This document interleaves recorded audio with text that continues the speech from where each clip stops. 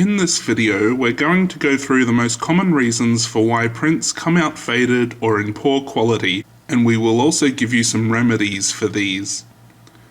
We start off with the most common one, which is when your ink or toner level is running low.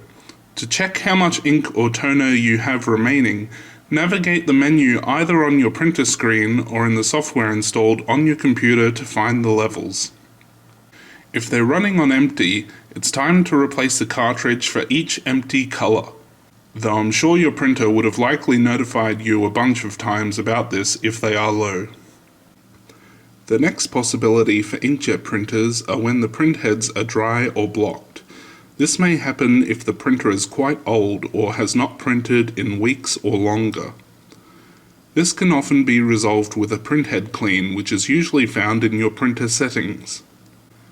Be aware that printhead cleaning requires a portion of ink from each color cartridge to be flushed through the printheads, so you may want to restrain yourself from using this method too often and only use it when really needed. Another one is your ink or toner density setting. Some printers will allow you to change this setting through the printer software on your computer.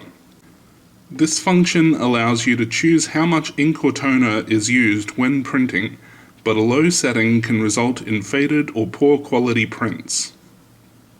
The print quality in laser printers can be affected when toner is sticking to the fuser roller. This may also result in ghosted images, which is when you can see previous printed content appearing on your new prints. Humidity can also play a factor in print quality. If the printer is located in an area of low humidity, it is a little more difficult for ink to set and dry properly on the page, which can cause faint or light results. However, high humidity can also affect the paper you are printing on, as the paper can become damp or absorb water in the air around it, which can also make for poor quality printing.